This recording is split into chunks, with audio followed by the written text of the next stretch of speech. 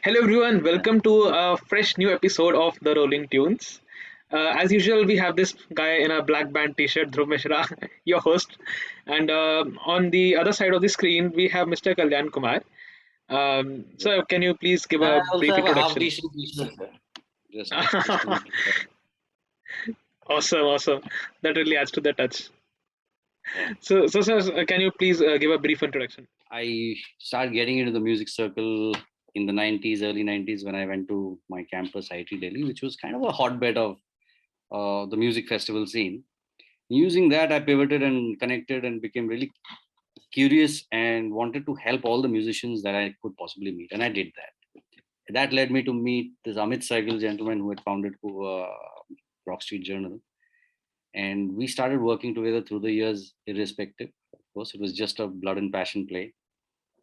So actually, when I finished my IT Delhi, I joined up with him and started doing the first JIR in Delhi, uh, which we spoke about some time back. And I did that for 3 years. We scaled up to started taking over campuses, doing shows for brands using the power of the RSJ Rock Army network in each campus. And then we really started getting somewhat professional about it from an events perspective. So we were very ahead of the curve. When you hear of things like OML and all of these guys have really broken ground at the right time. But I think we were the guys who started all of that back then, and less as business and much more as we got to do this for the rock and roll system and the musicians in India, and that's what we did. And that's how we started going to Delhi, Bombay, Bangalore, Indore. We did shows for campuses that never had a show before.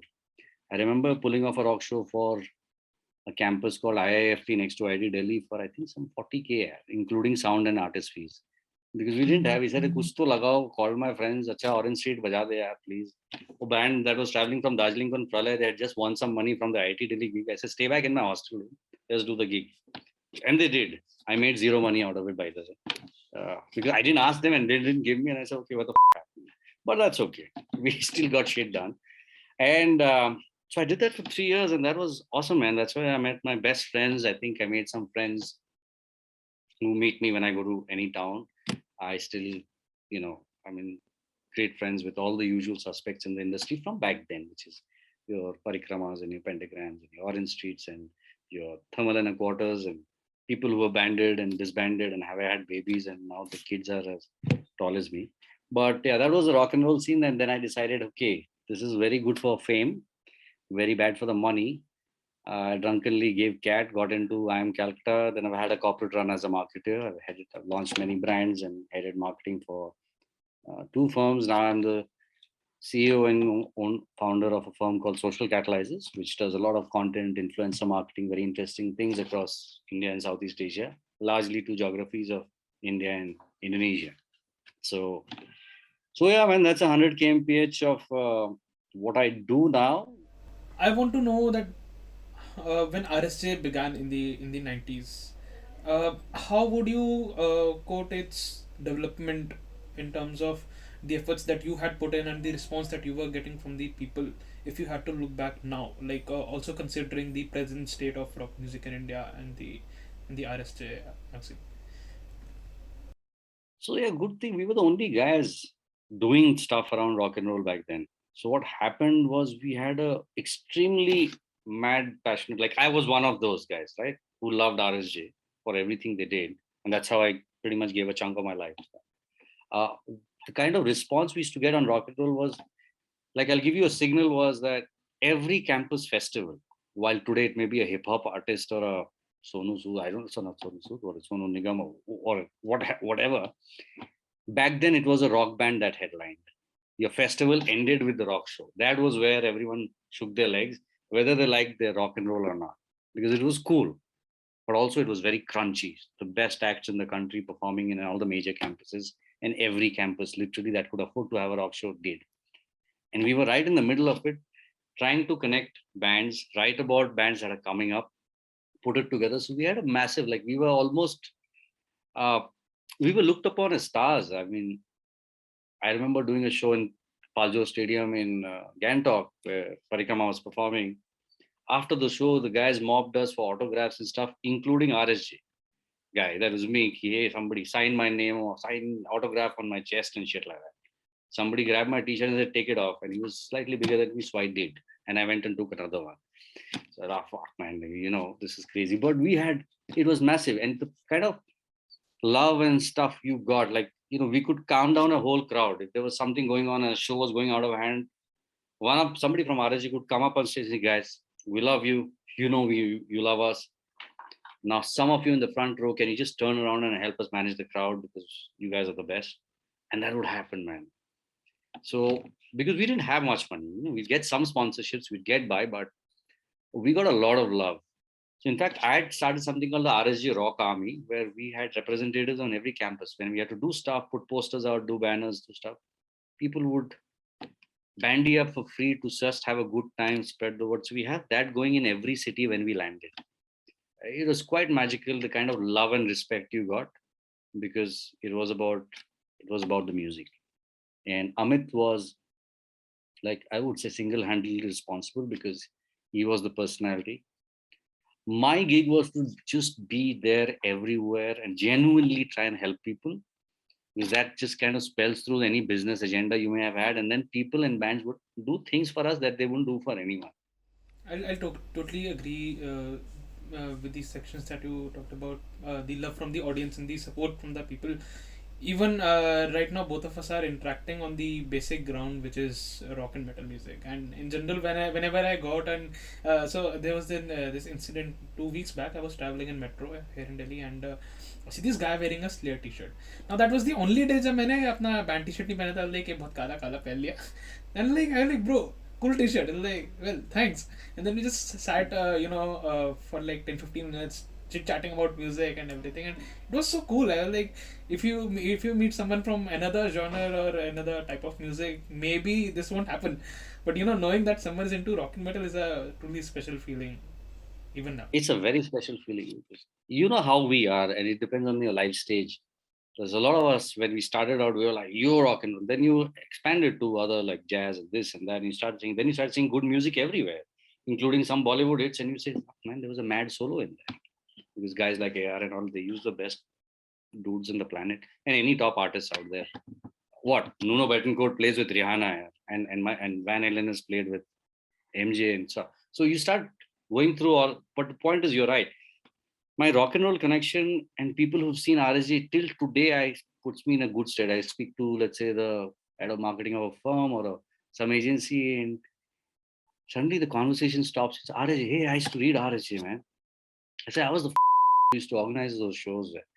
Hey, seriously, I remember you. Hey, your hair's turned a little white and you put on a little weight, but you were really skinny back then. I said, shit, man. I mean, if you know that part of my life, we can shut the laptop now and just have a normal chat. I'm not presenting anything to you. I can't BS to you, and you wouldn't want me to BS to you. But it cuts through conversation and sudden bonding with people who just the music. And in fact, even when I go and sell to clients and stuff, and suddenly I find out if there's a bone of rock and roll, I actually sometimes ask, hey, do you listen to rock and roll? And I shit, oh, cool. यहाँ तो बात बन जाएगी. In fact, I got into I Am Cal largely because of rock and roll. Oh, So there were how did that go down? Yeah, so this is good. So there are normally 3 professors or someone taking your interview. There was one more professor. One of the 3 was this bearded guy, and he was a professor of economics, and his name was Professor Mahanti. And so he said, oh, so he asked me the usual question, why do you want to do an MBA? So I said, sir, I need to do an MBA. He said, ye kya bol raha hai? Everybody needs to do an MBA, but why do you want to do it? मैंने कुछ management बोला तो so it says Rock Street Journal. What is this? That's the thing. So what is good music? Then I said, so you like Pink Floyd? I said, ये बंदा तो इसको तो खींचना पड़ेगा. Pink Floyd बोल रहा है, इसमें मेरी नौकरी पक्की है. यहाँ घुसूंगा नहीं तो मतलब what do you say? It's a shame. So then we started talking Pink Floyd. I think आधा घंटा हो गया. दोनों बाकी प्रोफेसर सो गए. I said, ये तो आज दाल गलने वाली है, because 2 बार पहले भी इंटरव्यू दिया हूँ, कहीं नहीं मिला. So in the previous 2 years, I drunkenly had also got calls from I'm Bangalore twice. I don't know why, but it did. So yeah, this is exactly not how you get into these places. And I tell people, like, my story is not how you enter an IIT or IIM, but I did, and this is a one outlier. I think they need to keep their weird systems in place, but Just one last question before we go. Um, what would you like to see in an up and coming rock and roll, not magazine, probably e-magazine, or any sort of a platform catering to Indian music? What do you think the rock music in India really needs right now? So first of all, I think there's a lot of, yeah, I would step away to say that, look, uh, there are two designs to this. There's a business design of saying, where is the music at? Rock and roll continues as a lesser than mainstream. Now it's much more hip hop all the way, and a lot of indie hip hop and stuff.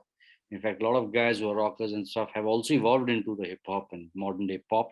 And there's a lot of stuff on the modern day pop. I think from a business perspective, and to me, over time, there's a budapa in me talking that there's no such thing as bad music. Somebody said no. There's music you like and there's music you don't like. Having said that, there's still a lot of creative stuff happening in all these new genres that have now taken mainstream. It's cool stuff. I think you need inclusivity of that, uh, because that's where the people are. That's where the kids are. That's where. But you need to feel the passion for that. As long as you're happy to be then saying, no, I just want to talk rock and roll, there's a huge circle of that. That's also going. But rock and roll, it has become a very different tone now. We get a lot of bubblegum rock as well. We get very bubblegum chewy pop as well. And there's some good guitar parts because like I realize when you listen to Rick Beato and these guys, none of the theory that I understand. And suddenly he talks about "Achi, isme itna kuch tha." Yeah, I've been just content too. I totally agree. So, oh fuck, okay. So while you learn a lot, you just so my point is what are you trying to accomplish? And there you can say that, look, do you want to set up a business and you want to talk mainstream as well? I'm saying you don't have to talk mainstream like Bollywood. There's a lot of indie music that's a different type. And there's a lot of passion. Every kid out here doing Nepali rap and new hip hop. There's people happening regional. There's so much going on. And I feel for those guys. It's not my genre of music, but can we create a platform that gets talking that, look, RSJ was also about that, right? There was something in the air. There was Bollywood and cricket and all of that was running. But we owned a certain subculture, which was large because a chunk of the people were either getting into it. And even then, by the way, if I was on a campus of, let's say, 400, 450 people of IITians, maybe 50 to 70 of us were real rockers who would lap up everything Pearl Jam, Soundgarden, this, that, rock and roll, old, new, young, classic 60s, Woodstock, सब कुछ मैं सब कुछ करता था ऐसे भाई. It was great talking to you, KK. Mm, I'm sure that a lot of the viewers would have gotten a real insight into what rock and roll passion is. The passion for music and just doing it for doing it thing. I'll also it was great interacting with you, sir. Thank you. And it was fun talking to you. I'd love to hear more about you the next time we speak offline, maybe. Yeah, Awesome. you still Looking look forward to the it. man in the long hair, black t-shirt.